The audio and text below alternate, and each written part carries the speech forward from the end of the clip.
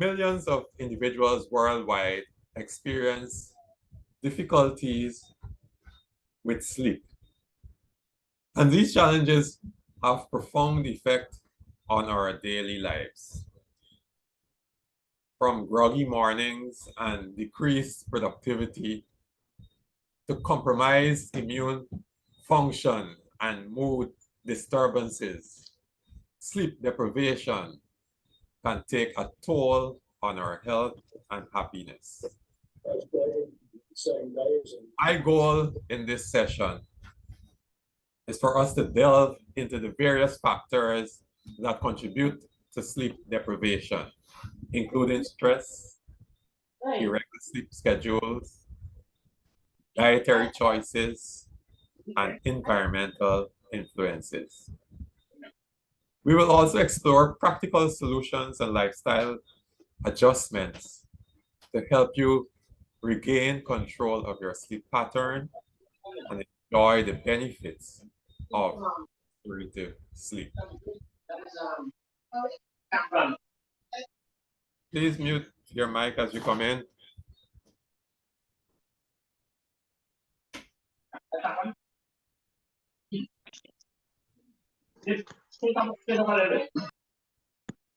It's my aim that by the end of this discussion,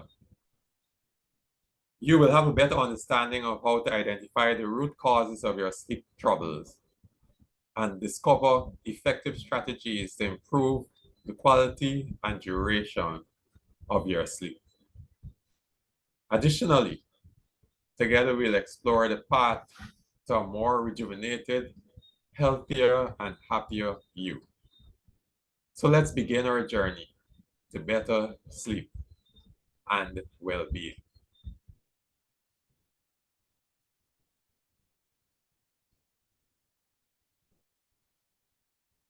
A good night's sleep can make a dramatic difference in your day. And I'm sure that everyone here can attest to that. When you have a good night's sleep, you feel good the next morning. After a poor night's rest, we have a tendency to feel unfocused. And you may even notice a change in your eating habit and cravings. You tend to have more cravings when you don't sleep well. However, there is more under the surface of a poor night's sleep. Poor sleep quality is associated with increased risk of obesity, high blood pressure, cholesterol disorders, depression, cardiovascular disease, cognitive decline, and a higher A1C in people who have type 2 diabetes. In fact, insufficient sleep can lead to insulin resistance and high blood sugar. Getting enough sleep is recognized as imperative to lessening the risk of chronic diseases such as diabetes and heart disease. So much so that the American Heart Association has now included sleep in its life essential aid.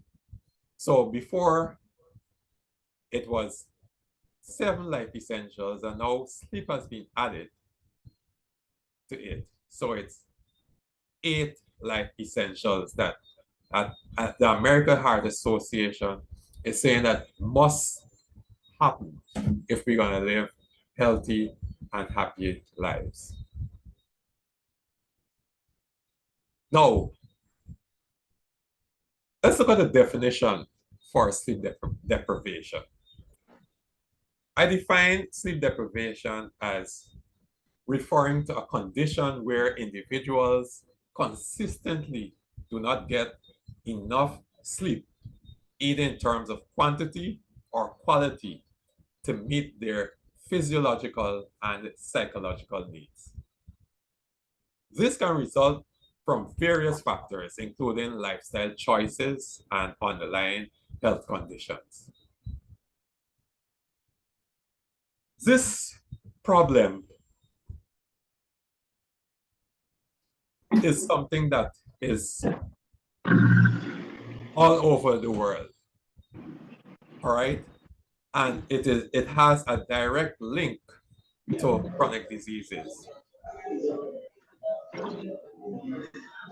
According to the American Sleep Foundation, about 35% of people,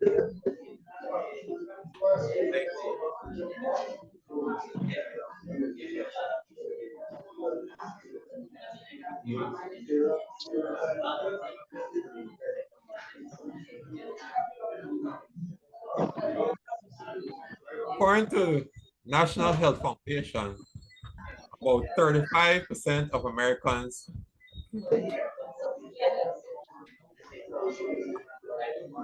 have reported poor sleep.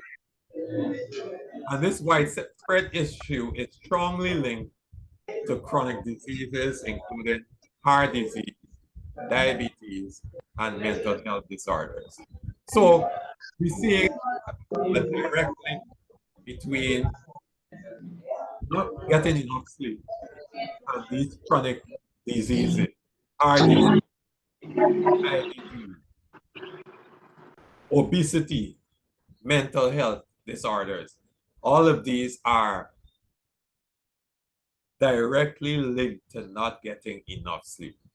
So chronic sleep deprivation can contribute to the development and exacerbation of these conditions.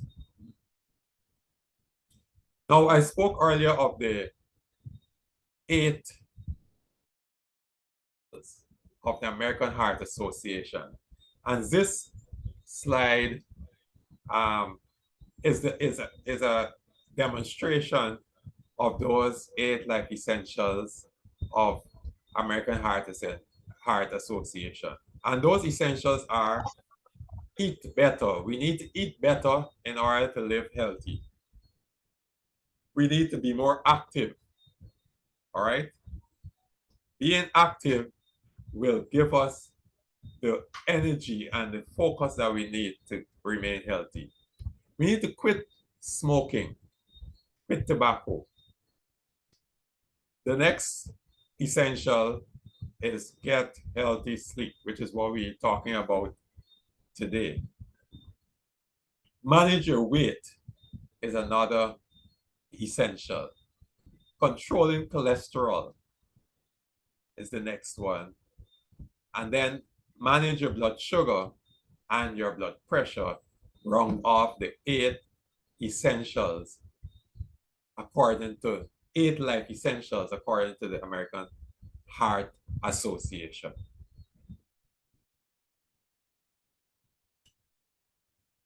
Now let's look a little bit more at the prevalence of sleep deprivation. The Sleep Foundation of America and the CNN, as well as the World Economic Forum, right? They have all said that nearly half of the US people, of people in the US have sleeping problems, as well as around the world, about 1/3 of adults around the world sleep less than 7 hours each night. And guess what? The recommendation for a proper night's rest, recommendation is for us to have between 7 and 9 hours of sleep every night. That's the recommendation. All right. And 1/3 of adults, based on the statistics, sleep less than 7 hours every night.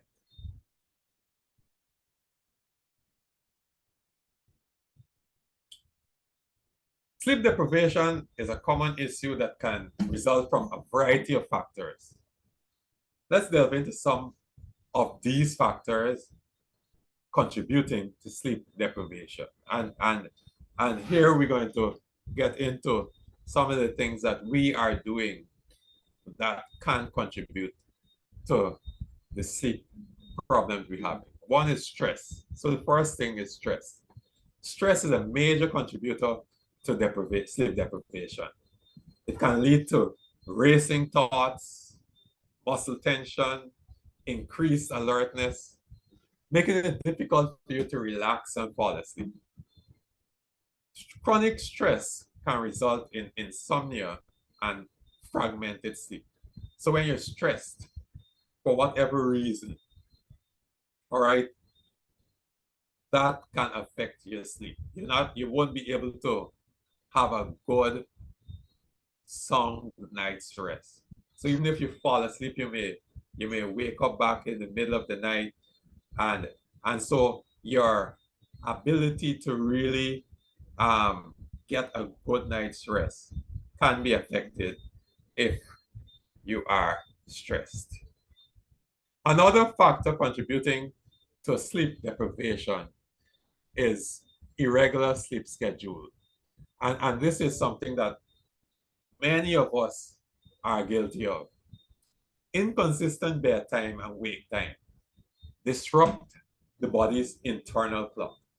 You know, I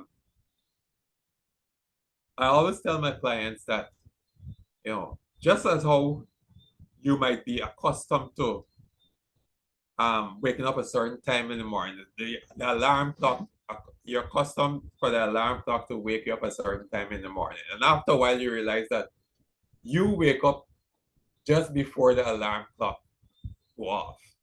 That happens because your body gets attuned to waking up at that time. And the same thing occurs for everything that you do. When you set the body in motion, in to schedules, the body is able to respond better because it gets tuned to the schedule that you have set for it. So inconsistent bedtime and wake time disrupt the internal clock that we know as the circadian rhythm. That is what we call it. The circadian rhythm is what is that routine that the body into. Managing by yourself as did the wrong way. So oh, now you see I've got more. I think I think this time. You actually say no. Suppose. Right, the circadian rhythm actually would create that routine for the body. Mm. So irregular sleep schedules can lead to difficulty falling asleep and waking up because the body is confused. The body does not don't know when is it that you're going to really fall asleep. So if the body is accustomed to going to sleep at a certain time, it prepares itself to be able to go to sleep at that. Off, on, off.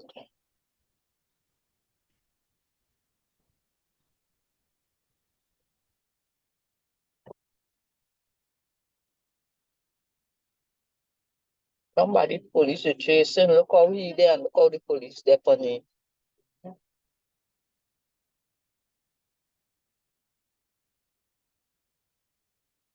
Amazing. Just tap the crazy. So I know the two compound.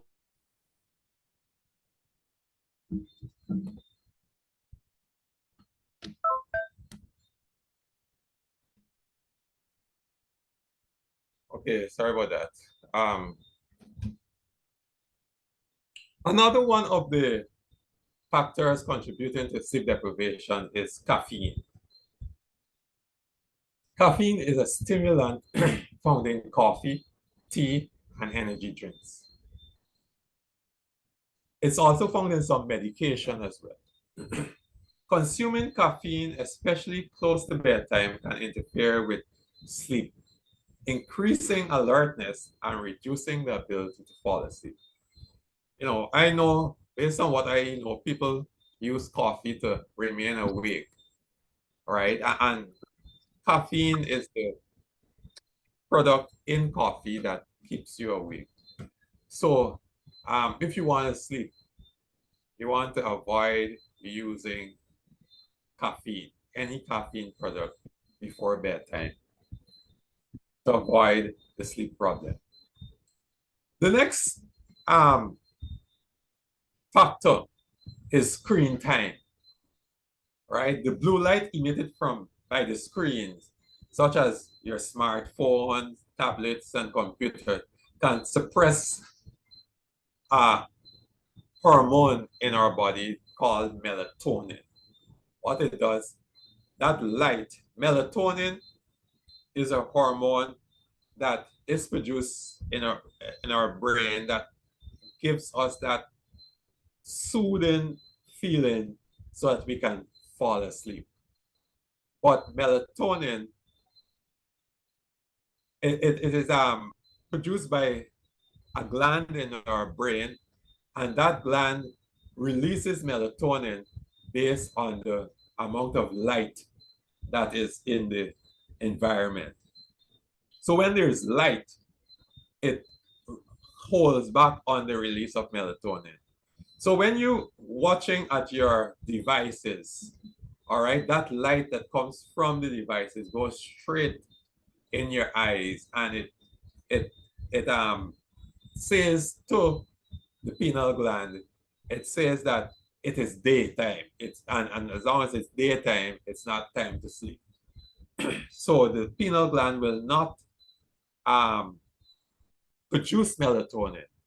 And so that is why you're going to have some difficulty sleeping. So excessive screening time before bedtime can disrupt the body's ability to prepare for sleep. Another factor is environmental factors.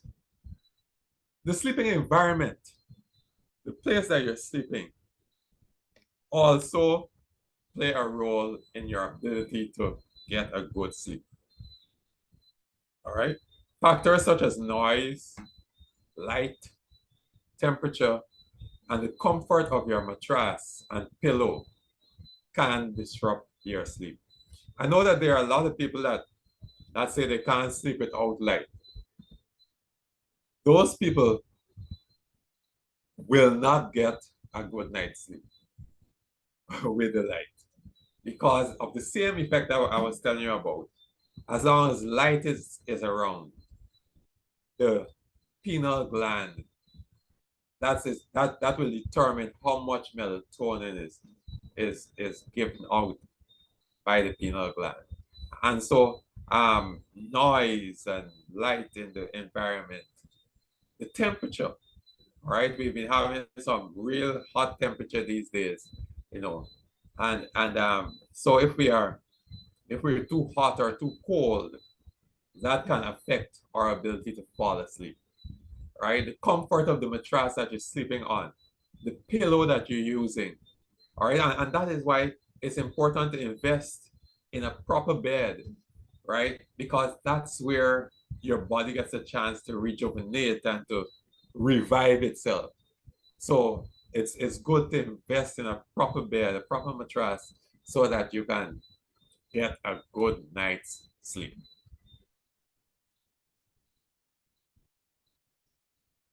Some other factors, your diet and eating habits. Eating heavy or spicy meals, especially close to bedtime, can lead to indigestion and discomfort, making it difficult to fall asleep. Right?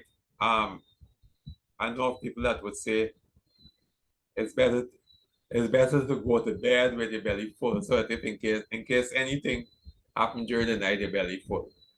But you are preventing a good night's rest. You're preventing yourself from having a good night's rest by doing that. Because for one, your digestive system is not resting while you might be resting. And so you have parts of your body working while you're resting. And the entire body should be at rest so that it can be rejuvenated for the next day. All right. Additionally, consuming caffeine and alcohol late in the evening can also hinder your sleep. The next factor is a lack of physical activity. Right? A sedentary lifestyle can contribute to poor sleep quality. Right? Regular physical activity promotes relaxation, reduces stress, and can lead to better sleep. All right, so get up, do some exercise, and again, exercising does not have to be running, lifting a whole lot of weights. You exercise for you is what you are able to do. So you want to look at what you can do and do that for exercise. Probably we'll have another session looking at exercise, but just to plug in here that exercise does not have to be running. Exercise does not have to be vigorous.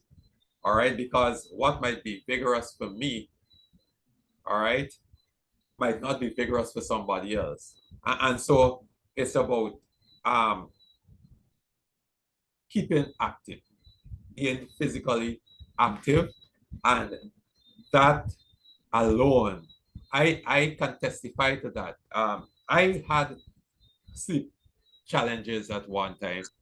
All right. I wasn't overweight, but I was getting there. I was getting there.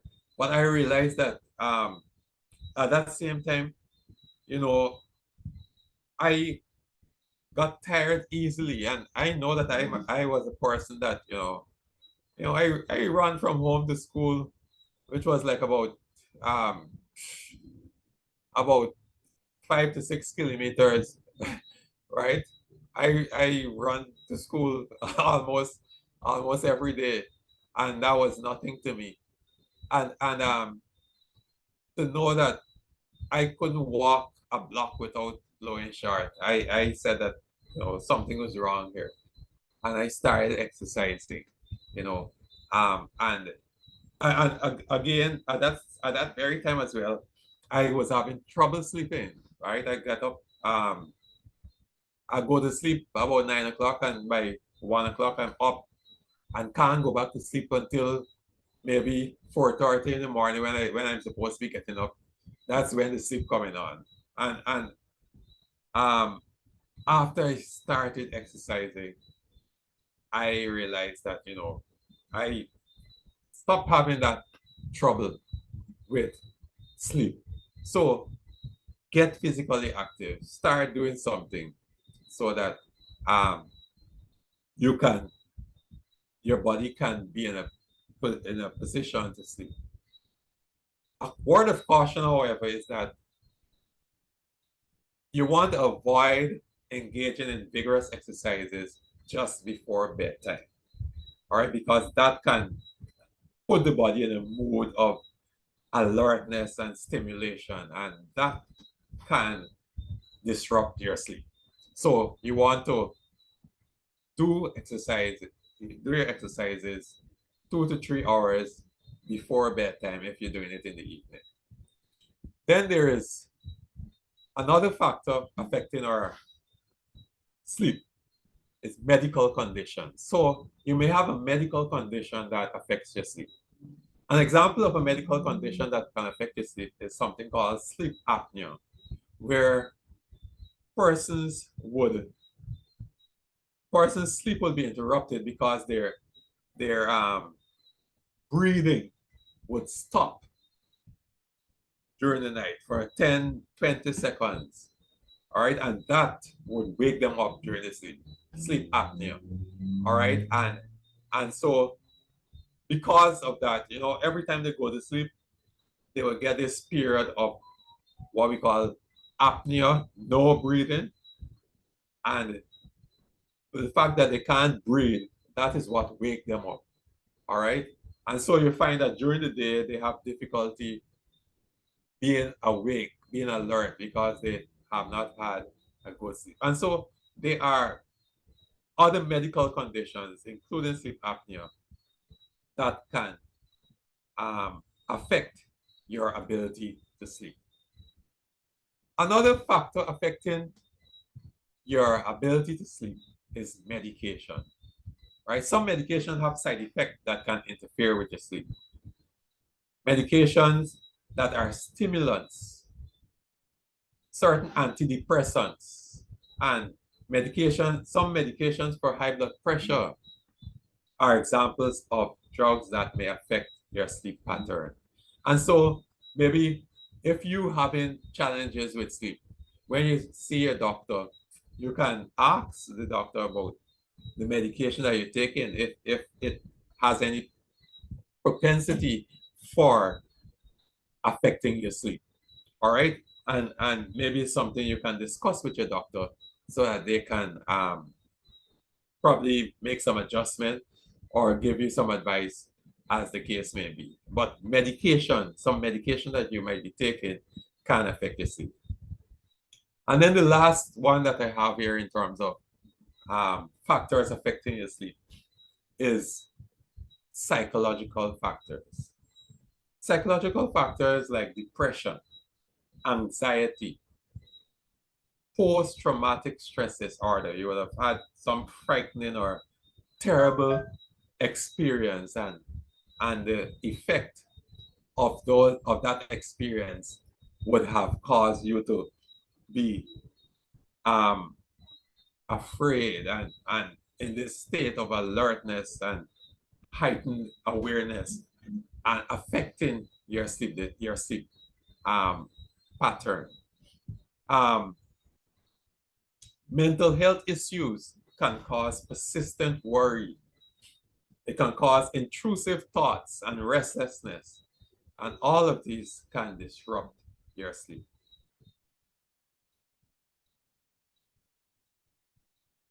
It's important to recognize that sleep deprivation can be caused by a combination of these factors. So, is your meeting not so? I don't know. Mr. Charles, your mic is on. Right. It's important to recognize that sleep deprivation can be caused from a combination of these factors. So it might not just be just one, right? I've listed 10 factors that affect your body's ability to sleep. And so it might not be just one. It might be a number of them. And so it's important for you to reflect on your life and look at the things, if you're having challenges with sleep, look at the things that can be contributing. Which of these 10 or which combination of these 10 can be affecting your ability to sleep? So addressing sleep deprivation often requires a multifaceted approach, including making lifestyle adjustments. Sometimes you have to make some adjustment to your lifestyle.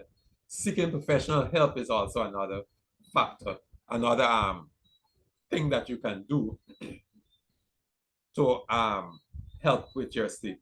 So there may be times where you will have tried all that you know, but professional help might be necessary, right? Developing healthy sleep habits, right? We talked about the regular sleep and wake time. These are things that we may have to get into the mood, get into the mode of doing. Right? Identifying and managing whatever it is that is contributing to the sleep problem can significantly improve the quality of your sleep as well as your overall well-being. So what does sleep deprivation do to your body? What does it do to the body? Sleep deprivation can have a wide range of adverse effects on the body. Its impact can extend beyond just feeling tired during the day. So it's not, so you might think that, oh, when you don't sleep, it's just that you're going to feel tired during the day. It goes beyond that, right? Here are some of the significant effects of sleep deprivation on the body. The first one is cognitive impairment.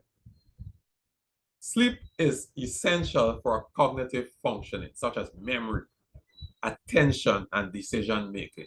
So your ability to remember things, right? Your ability to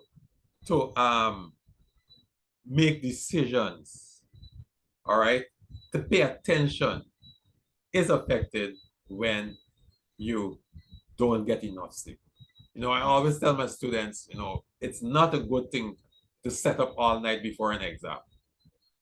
You defeat the purpose of studying when you're going to set up all night before an exam, because the next day your ability to retain things and to recall is hampered because your body did not have enough rest. So sleep deprivation can lead to reduced cognitive performance and difficulty concentrating, and it affects your ability to problem solve.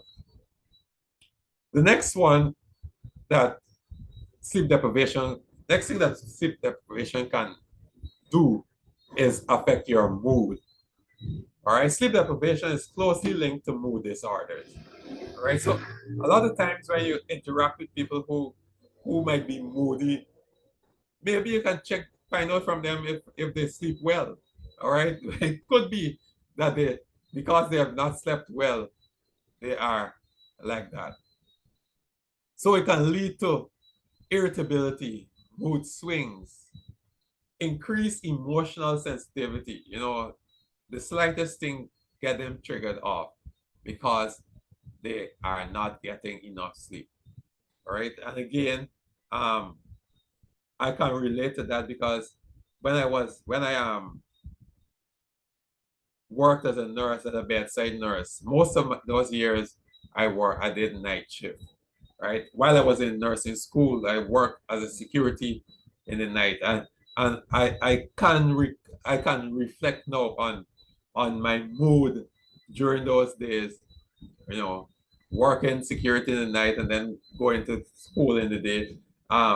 You know, it affected my mood and my ability to, you know, to reason and to be gentle and those things. And so sleep leads to mood, sleep deprivation leads to mood disturbances, right? And it creates a higher risk of developing conditions like depression and anxiety. Another effect that sleep deprivation would have on the body is a weakened immune system. Lack of sleep can weaken your immune system, making the body more susceptible to infections. Over time, chronic sleep deprivation can increase your risk of various illness. And so once the immune system is affected, your ability to respond to infection is impaired. And so your ability to ward off infection. So you find yourself becoming, catching everything that passes by. The sleep deprivation also affects your cardiovascular health, right? So sleep is crucial to your heart health. Sleep deprivation is associated with increased risk of high blood pressure, hypertension, heart disease, and stroke. All right. So if you are not sleeping well, your ability, you're putting you're putting yourself at risk for developing high blood pressure. You're putting yourself at risk for heart disease, for stroke. It can also contribute to irregular heart rhythms. All right. All of these things are associated with not getting enough sleep. Weight gain and obesity is another way that sleep deprivation can affect your body. right? So sleep deprivation disrupt the balance of hunger regulating hormones, causing people to eat more, right? Again, that is something that I discovered myself, right? You know, as I look back at my life when before I started my exercise program in 2007, um, you know, I'm always hungry, right? The food that I ate at that time, you know, I just around that time is when I did my diabetes education program. And when I learned the amount of food that I need to eat, I was like, no way that I can survive on that small amount of food. Guess what? That's the same small amount of food I am I have been eating since 2010 when I did that diabetes education program. You know, and I am much healthier, you know, much more alert and all of that than back then. All right. And so we say that sleep deprivation disrupts your body's ability to really recognize hunger and regulate. You know, the body has its own system in place for regulating your meal patterns. But if we're not getting enough sleep, it can affect the body's ability to do that. Sleep deprivation also affects the body's metabolic activity. What is that? The metabolism is what is the body's ability to burn use the nutrients up in our food for energy. All right. And so sleep deprivation can impair the body's ability to do that, to regulate the sugar. And what happens is that we end up with a condition called insulin resistance. Because what happens is the sugar or the glucose from the food that we eat is what must move from in the blood to the cells of our bodies so that it is in the cells that we produce energy. And so when we don't sleep well, fat take over the area that insulin must move sugar into the cells through. The path that insulin would take to move sugar from the blood into the cells. And that is what we call insulin resistance. And so insulin resistance will impair the body's ability to regulate the blood sugar. And so that, of course, will increase your risk of developing type 2 diabetes. Another factor contributing to sleep deprivation is inflammation. Sleep deprivation can trigger systemic inflammation, which is associated with numerous health problems like autoimmune diseases. All right, and autoimmune disease is type 1 diabetes is one of those autoimmune disease. And so not getting enough sleep can lead to autoimmune disease and as well as chronic pain conditions. Those are things that are associated with sleep, not getting enough sleep. And so you may experience these things and maybe not even connect it with not getting enough sleep. But I'm happy to know that you are on this call tonight so that you can be aware of some of these things that can be contributing to some of the problems that you might be having. Another effect that sleep would have on the body is altered hormone production, right? Sleep is essential for regulating the production of various hormones. And these hormones include one called cortisol. Cortisol is one of those hormones that the body uses in an emergency, right? And when you're not getting enough sleep, the body gets into stress mode, and stress is one of those things that trigger the release of cortisol. And when cortisol is released, it increases the amount of sugar in the bloodstream. All right, so you find that, you know, you have diabetes. For those persons who have diabetes, you will find that you're taking your medication, right? You're doing exercise and so, but you're not sleeping. All right, and you want to know why your blood sugar is still high. Yes, it's because you're not getting enough sleep. All right. So sleep not sleep deprivation can cause altered hormone production, which would include cortisol. Your sex hormones is also affected.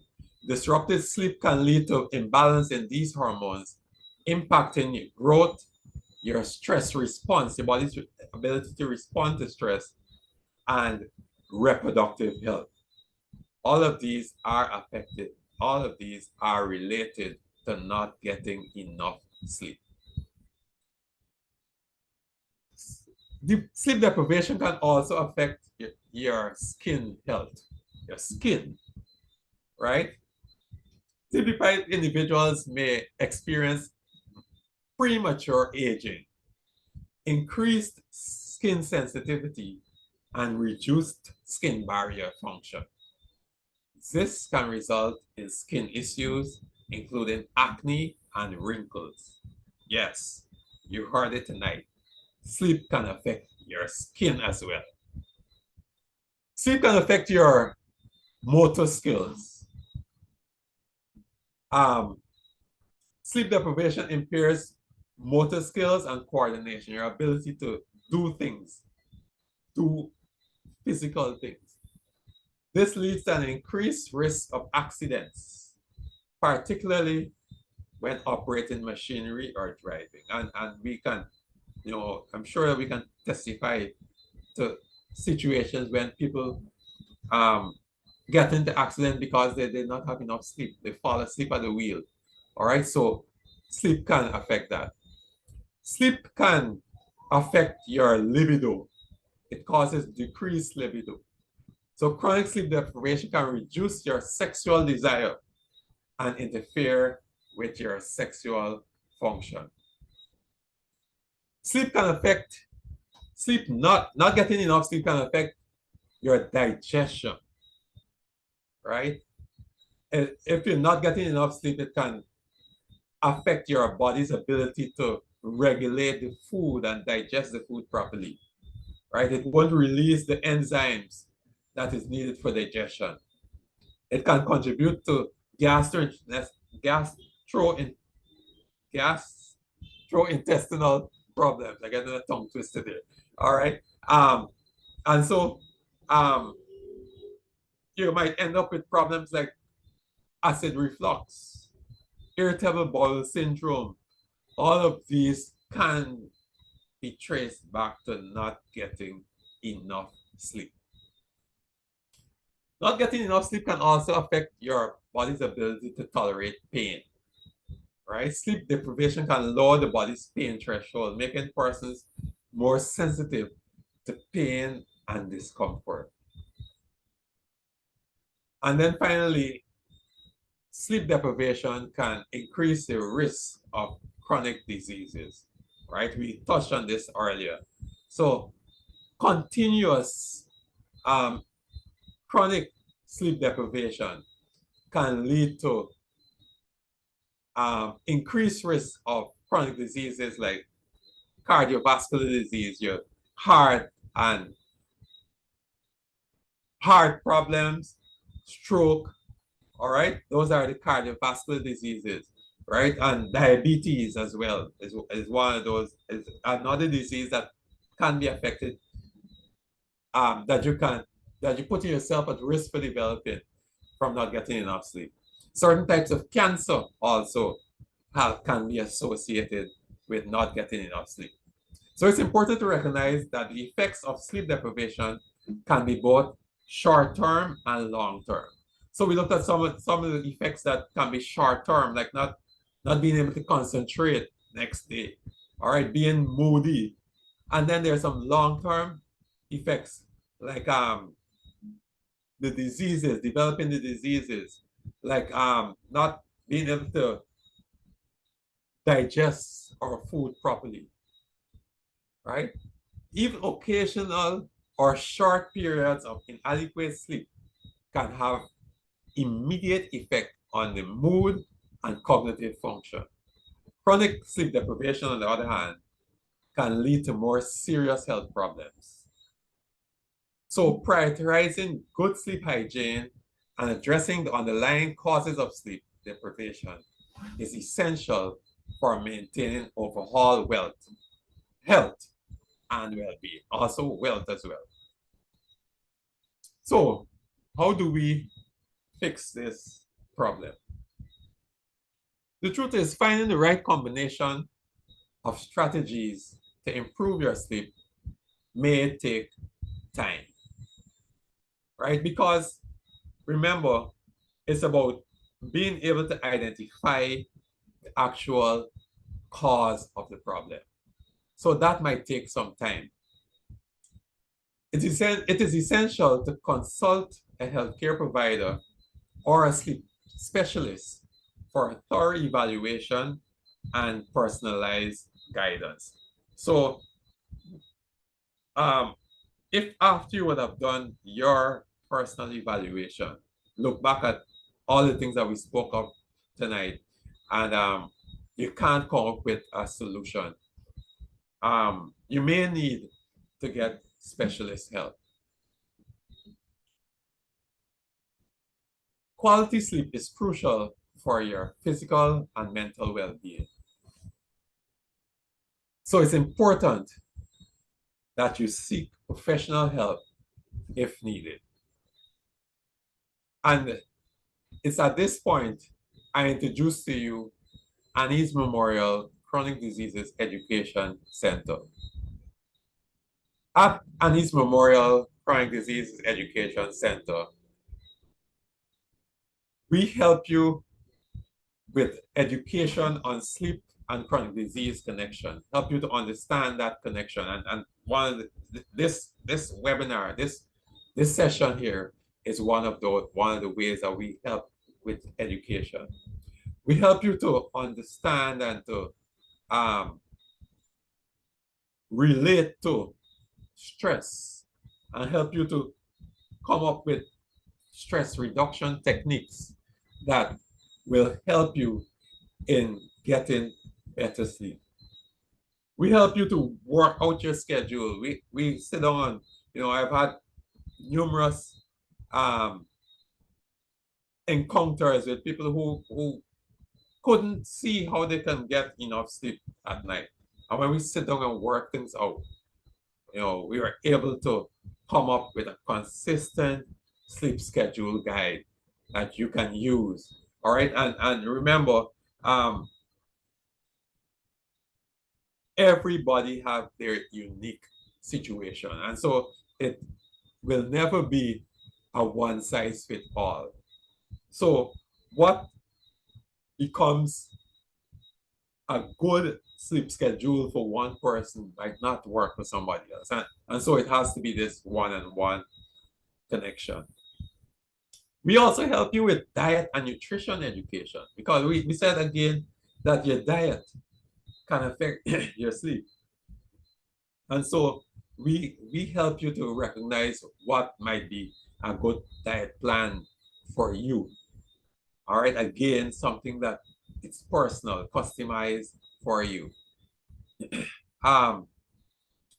Exercise. Remember, I spoke earlier about exercise and the fact that exercise does not have to be running, doesn't have to be doing things vigorously.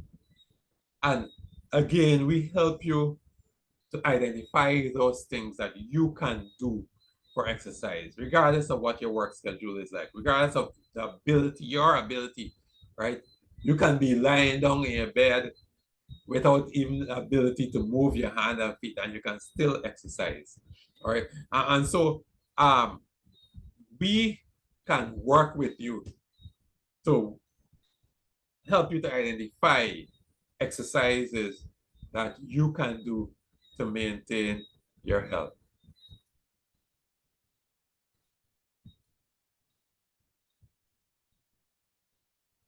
Our comprehensive diabetes prevention program help persons who are at risk for diabetes, right? Or people who have prediabetes.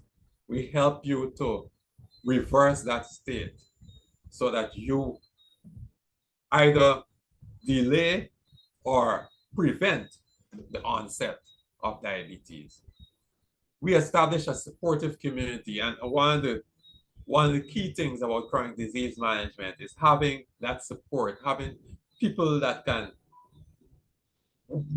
is there to cheer you on, to give you that support that you need along your path to diabetes prevention, chronic disease prevention. And well, even if you have the chronic disease, that supportive community help you to along that journey so that you can still live healthy, happy lives. We also would follow up on you, right? So we don't meet with you and just leave you like that. We will follow up to see how well you're managing, so that you know you have our support, right, in your chronic disease management. There's also access to healthcare professionals because we partner with other healthcare professionals because we don't believe that this is something that we can do alone. All right. We connect with dietitians and nutritionists. We connect with doctors, pharmacists. All right. And we all work together to bring to you the best healthcare advice and counsel, coaching that you would need.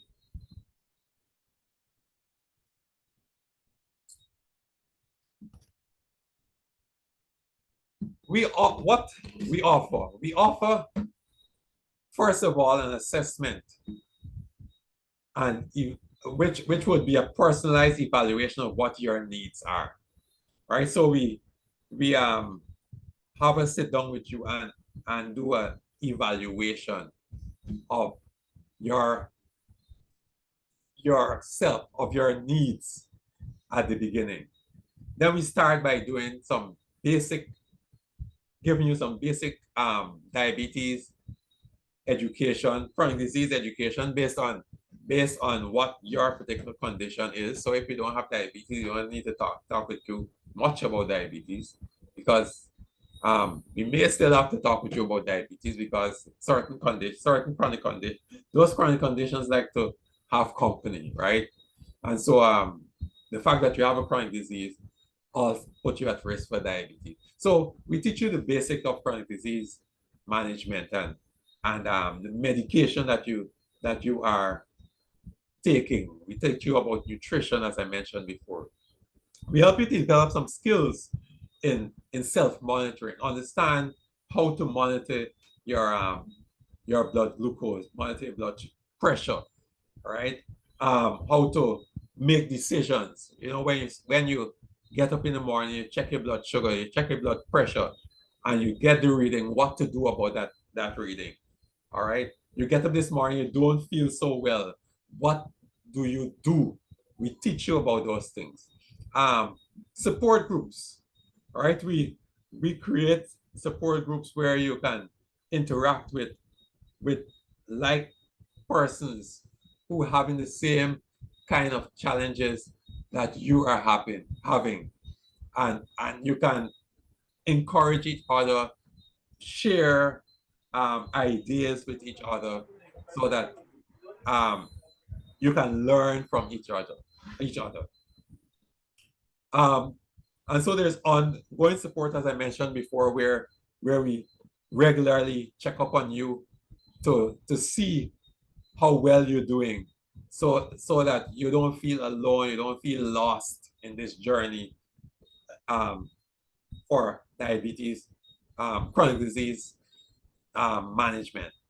And then there's a diabetes prevention program that I mentioned earlier, where we work with people who are at risk for chronic diseases and help them to avoid the onset of the chronic diseases. Now, I have mentioned to you the things that we do to help you to manage your chronic disease. However, there are some things that you must bring to the table.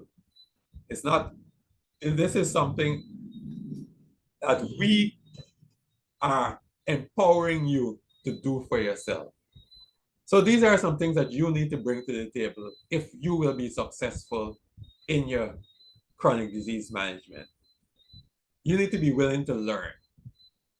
If you're not willing to learn, it makes no sense. We can't do anything for you, because we are here to teach you some things. You must be motivated. We can't be more motivated than you to help you. You must want this here. You must be ready to set goals. You know, a lot of people want things, but they want it now. You know, I've had a client that told me that she wanted to lose weight. I started working with her. And 1 week after we started working, the young lady came back to me and told me that she weighed, and her weight is more than it was when we started 1 week ago. And so she gave up. 1 week, right? You know, we can't really, we need to set goals and work towards that goal. You must want accountability. You know, there are some people that won't do it off of their own. What if they have someone there who will, you know, kind of program along the way, to support them along the way, give someone that they have to be accountable to. All right. Yes, they may do it. So if you're one of those persons, we can work with you as well. Persons facing barriers, you know, the challenges of changing the diet, the challenges of starting exercises, you know, every time they start exercise, you know, they just can't get it right. Those barriers, we can, if you are facing barriers and you want help in overcoming those barriers, yes, we can work with you. You must also be open to technology. Technology is the way our world is going now, and it makes life easier when you are able to relate to the technology. All right. So who would benefit from our services? If you have been newly diagnosed, you know, you just recognize that you have diabetes, just recognize that you have high blood pressure, right? Newly diagnosed people, we can help you, right? People experiencing complications, we talk about the complications that can occur as a result of poor sleep and chronic diseases. If you're experiencing complications, we can work with you. Undergoing changes in treatment, so the doctor changed you from tablets to insulin, and so you're scared and all worried about why is it that you have to use insulin, or doctor may change your medication and you don't understand why. We can help you to figure that out. All right. People experiencing transitions. All right, your life, you know, it might be transitioning from a work life to retirement. All right, you might be moving from singleness to being married. All right, all kinds of transitions can occur in life and can affect your ability to manage your chronic diseases, and we can work with you. You're overwhelmed and uncertain about what really is happening to you and how to manage. we can work with you. You fear complications. You would have had your mother or your grandmother who you know had diabetes, and you see all the things that they went through, and you're so scared you don't want those things to happen to you at all. Yes, we can work with you. You really don't understand some of the things that they tell you at the hospital. You know, at the hospital, they got to be going at a pace because they need to get all those patients out at a certain time. And so some things that you are told you either don't understand well or you can't remember, we can work with you to help you to get those things in clearly. You're confused about your treatment. One doctor tell you one thing, another doctor tell you another thing, and you know it sounds so confusing. Everybody trying to tell you different things to do to manage your diabetes, to manage your high blood pressure, to manage your cholesterol. We can deal with those treatment confusion. And then there's some people that are going through emotional challenges. You know, you have house rent to pay, you have husband, wife to look after, you have children, you have problems at work, and then now this chronic disease that you have to be paying special attention to. It can get to you and make you depressed and distressed and become emotional. We can help you at Annie's Memorial Chronic Disease Education Center. So the point to note is that by participating in our programs and utilizing the resources and support provided by AMCEC, individuals can take significant steps towards managing sleep deprivation, preventing diabetes, and mitigating the complications associated with diabetes and other chronic diseases. Our holistic approach to health and wellness empowers individuals to make informed choices that positively impact their sleep, overall health, and quality of life. So, become part of our community. Take the first step towards a healthier future. Together, we can make a difference.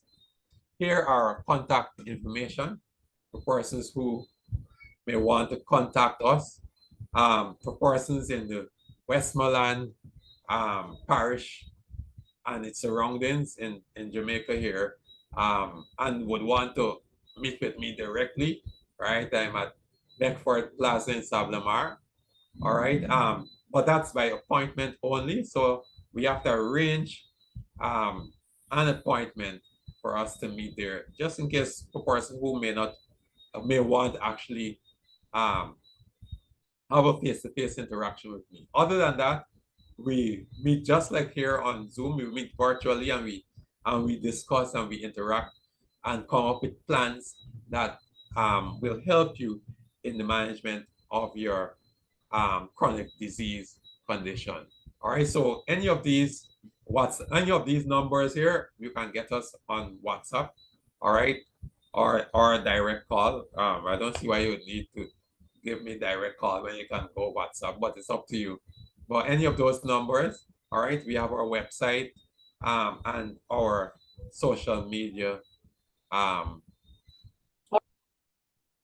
we have our social media as well. All right. All right. So that's the end of our presentation. All right. I just would like to